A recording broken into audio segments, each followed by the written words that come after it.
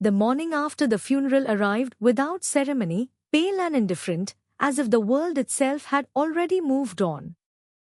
Maya Holloway woke before dawn in the vast silence of the house, the kind of silence that presses against the ears until it feels louder than any noise. For 40 years she had woken to the subtle sounds of Victor's routines, the soft creak of the floor as he crossed to the window, the distant hiss of the kettle, the rustle of a newspaper being folded with deliberate care. Now there was nothing. Not even an echo. Only absence, clean and brutal.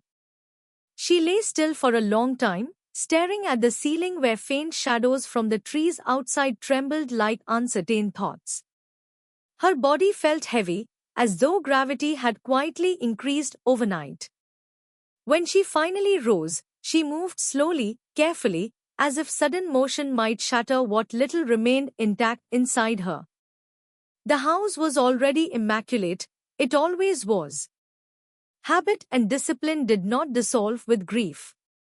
Still, she walked from room to room, touching surfaces, straightening a cushion that did not need straightening, aligning a book on a shelf that had not moved in years. These gestures were not about order. They were about reassurance. Proof that some rules of the world still applied. From the kitchen windows she could see the garden stretching out in soft greens and muted colors, dew clinging to leaves and petals. Victor had loved this view. He used to stand here with his tea, commenting on the roses as if they were old friends. Maya lingered for a moment, then turned away. She was not ready for the garden yet. At 11, Grant arrived. She heard his car before she saw it, the confident purr of an engine too new, too eager. He did not pause at the gate the way Victor always had, taking a moment to look at the house as if greeting an old companion. Grant drove straight in, gravel crunching sharply beneath the tires. He entered without knocking, his footsteps brisk, purposeful, already out of sync with the slow rhythm of morning. "Mom," he called, his voice carrying through the foyer. "We need to talk." Maya turned from the window and watched him approach. He looked tired, but not broken. His suit was impeccable, his posture alert.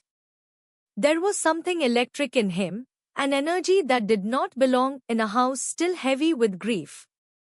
She realized then that he was not here to mourn. He was here to claim. They sat opposite each other in the living room, sunlight filtering through sheer curtains.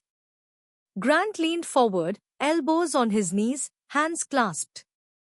He spoke quickly, efficiently, as though time itself were an inconvenience. "I'll be at the office this afternoon," he said. "There are things that can't wait. People are nervous. They need to see leadership." Maya listened without interrupting, her expression calm, unreadable. "I know this is hard for you," he continued, softening his tone just enough to sound considerate. "But Dad wouldn't want things to stall. He built something incredible, and it's my responsibility to protect it." Protect it. The words hovered between them.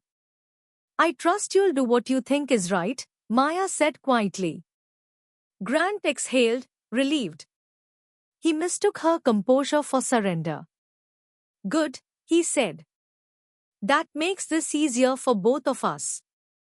He stood, already mentally elsewhere, and kissed her cheek. It was a familiar gesture, automatic, lacking warmth. "Try to rest," he added, and then he was gone, his footsteps echoing through the hall like punctuation. Maya remained seated long after the sound of his car faded. She did not cry. Instead, she felt something settle within her, slow and deliberate, like a chess piece being placed on a board.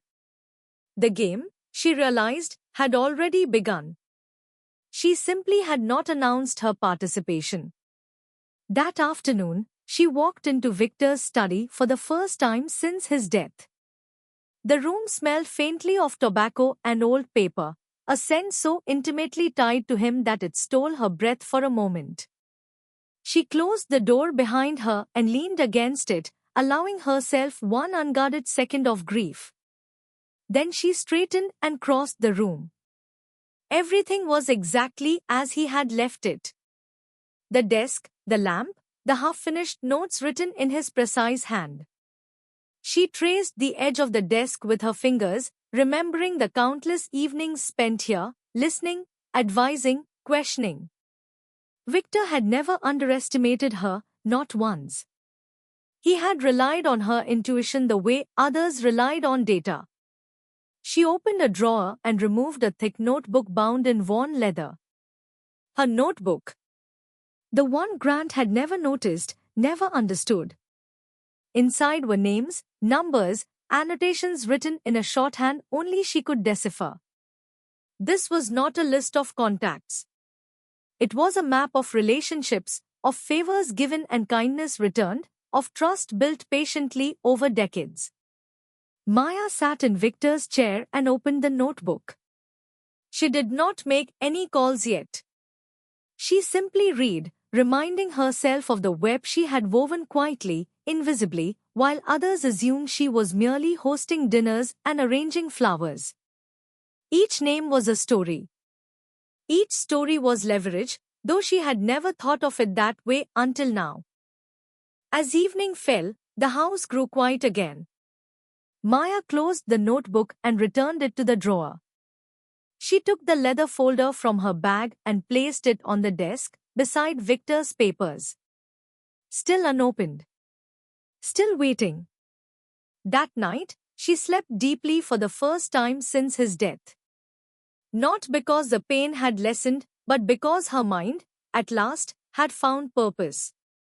Somewhere across the city, Grant stood in his father's office, surveying his inheritance with satisfaction. He believed the future had already been decided. He did not yet understand that the past, when respected, has a way of defending itself. And Maya, lying in the quiet darkness of the house she had helped build, knew one thing with absolute certainty: the next move would belong to her. The office smelled different the next morning. Polished marble, fresh coffee, power. I walked in quietly, dressed in black, my posture calm, my face unreadable. No one stopped me. No one dared. They all knew it was my first visit since Victor's death. My son, Ethan, was already there. Sitting in the corner office. My husband's office. His feet were on the desk. He was laughing with two board members, men who had shaken my hand at the memorial and told me I was so strong. When he saw me, his smile widened. "Well, look at that," he said loudly. "The cleaning staff is early today." The men laughed. I didn't. I walked past him without a word and took a seat at the long conference table. I placed my handbag down carefully, as if I had all the time in the world. Ethan stood up. "Mom, you're in the wrong room." I looked up at him then. Slowly. Calmly.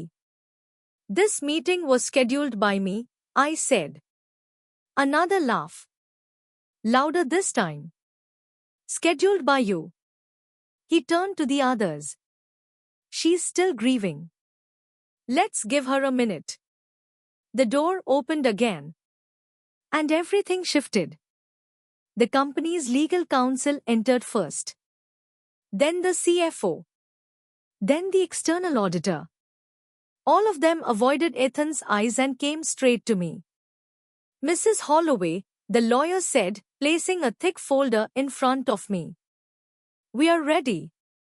Ethan's face tightened. "What is this?" I opened the folder but didn't look at it. I already knew every page by heart. "It's your father's final transfer of ownership," I said softly. "Signed. Witnessed. Filed." Silence. "You're lying," Ethan snapped. "Dad would never." "He did," I replied. 40 days before his death. While you were busy buying another car. The CFO cleared his throat. As of this morning, Sterling Reserve is under Maya Holloway's full control. 100%. Ethan laughed again, but this time it sounded thin. Nervous. This is some kind of joke. I stood up. For 40 years, I said, I watched men like you mistake silence for weakness. I walked to the head of the table. Security, I said calmly. 2 guards appeared at the door. Escort Mr. Holloway out. He no longer has authorization to be here. Ethan's face went pale. You can't do this, he whispered. I'm your son. I leaned close, my voice low. You stopped being that yesterday. As they led him out, kicking and shouting, no one spoke. No one moved. I sat back down, opened the folder at last, and signed the first order of business. The company I built in the shadows was finally mine in the light. And Ethan had no idea. This was only the beginning. I didn't sleep that night. Not because of guilt, and not because of fear. I slept very little because for the first time in decades, my mind was finally free to move forward instead of circling around someone else's gravity.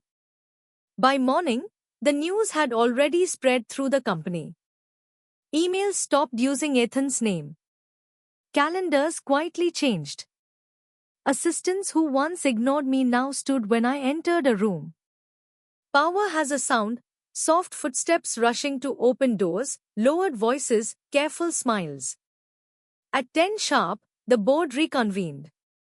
Ethan was not there. Instead, his chair sat empty, pushed slightly back, like an abandoned throne. I began without ceremony. I outlined restructuring plans, audits, and performance reviews that had been overdue for years. As I spoke, I watched their faces.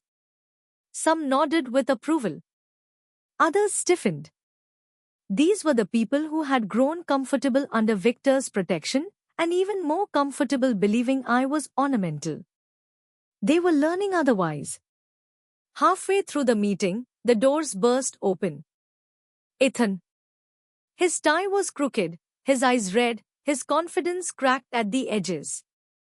Security trailed him, hesitant. You can't erase me, he shouted. This is my company. My name is on the building. I didn't raise my voice. Your name, I said evenly, is on the trust fund statements draining this company dry. Murmurs rippled through the room. He pointed at me, hands shaking. You planned this. You waited until he died. I stood. I begged your father to retire, I said. I begged him to slow down. What I never did was beg you to grow up. The lawyer slid another document across the table. I picked it up. These, I continued, are records of unauthorized expenses, insider deals, and one particularly careless attempt to sell company data. Ethan's mouth opened. Closed. You taught me nothing, he said finally, his voice breaking. You were never there. That one landed. For 40 years, I said quietly, I was there every day. Just not where you bothered to look. I nodded to security. Remove him. This time, he didn't fight. Later that afternoon, I went to Victor's old office alone. The room still smelled faintly of his cologne. I ran my fingers over the desk where I had once stood silently while men made decisions I had already calculated months earlier. Victor had known. He had seen the company weakening under Ethan's arrogance. He had seen me holding it together with invisible hands. Signing everything over to me hadn't been an act of revenge, it had been an act of trust. That evening, my phone buzzed. A message from Ethan. You've ruined my life. I stared at the screen for a long moment before replying. No, I stopped pretending it was yours. I placed the phone face down. Outside, the city lights flickered on, one by one. Somewhere below, a new generation of employees worked late, unaware they were part of something about to change fundamentally. And somewhere else, Ethan was beginning to understand what it meant to lose power without ever having earned it. But he still believed the worst was over. He was wrong. The backlash didn't take long. By the end of the week, headlines began to appear, carefully worded, suspiciously coordinated. Widow seizes control. Family feud threatens sterling reserve. Anonymous sources questioned my competence, my stability, even my mental health. I recognized the fingerprints immediately. Ethan had found allies. Or more accurately, parasites willing to gamble on my downfall. I let them talk. Silence, when chosen, is a weapon. Behind closed doors, I worked. I met with regulators before they could be summoned.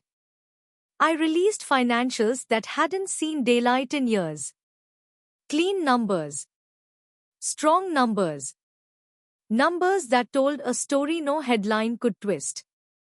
By the time the media realized they were late, the narrative had already shifted. Then came the lawsuit. Ethan filed it himself. Claimed undue influence.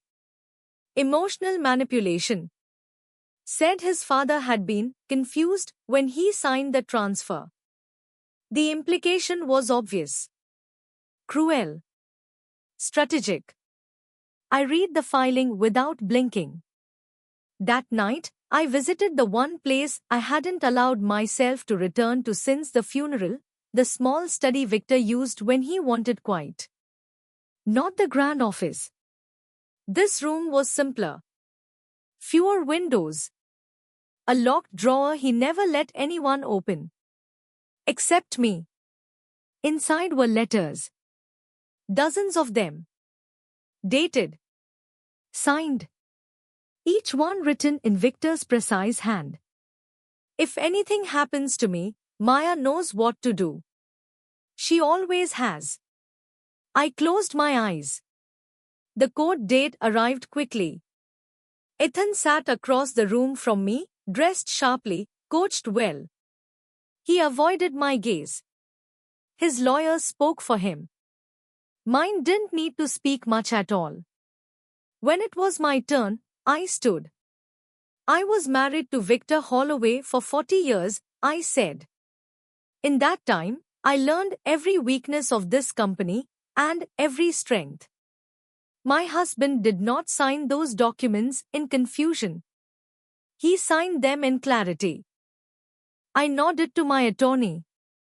The letters were entered into evidence. The medical evaluations. The video recording Victor had insisted on making, unprompted, steady-eyed, lucid. Ethan's face collapsed as his last hope evaporated in real time. The judge didn't take long. The ruling was decisive. The lawsuit dismissed. The ownership affirmed.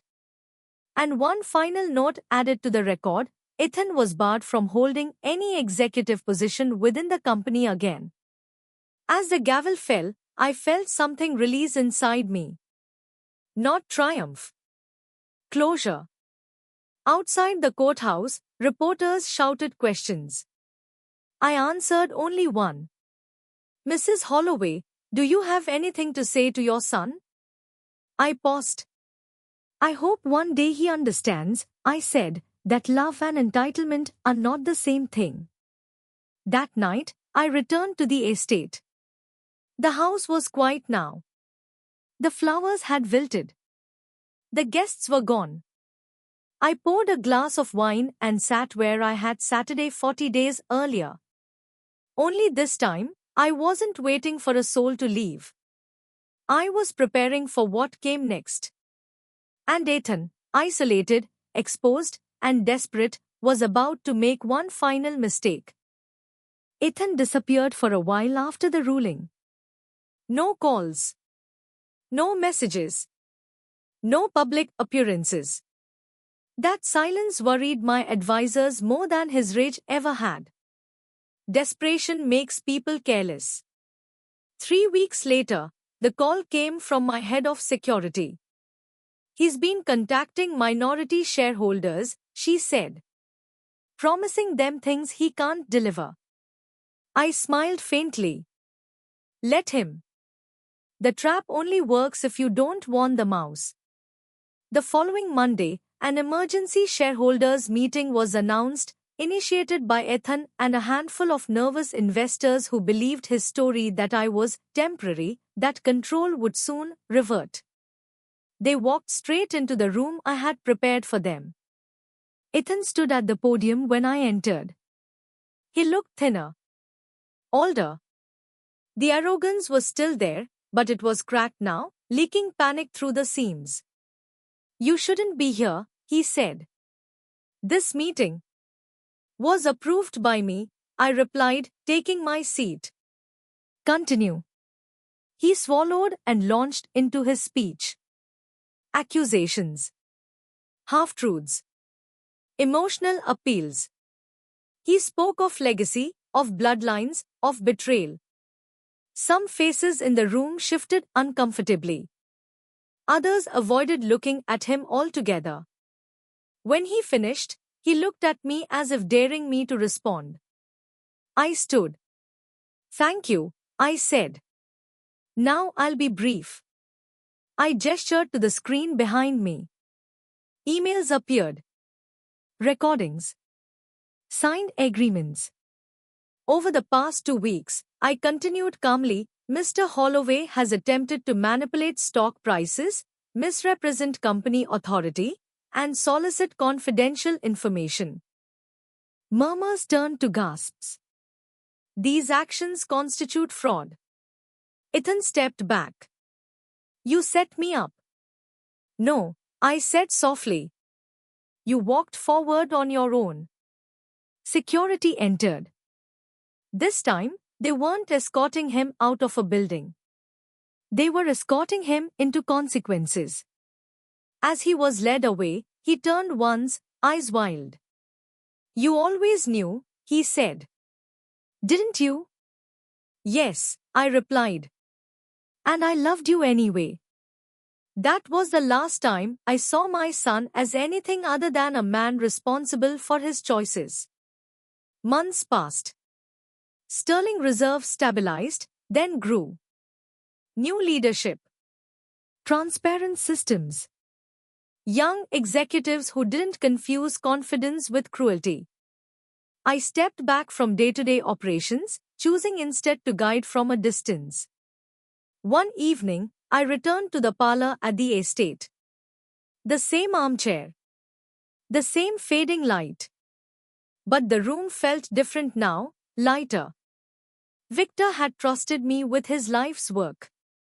Ethan had mistaken inheritance for ownership. And I had learned, finally, that silence is not weakness when it is chosen, and power does not need to announce itself to be real. I raised my glass, not in mourning, but in acknowledgement.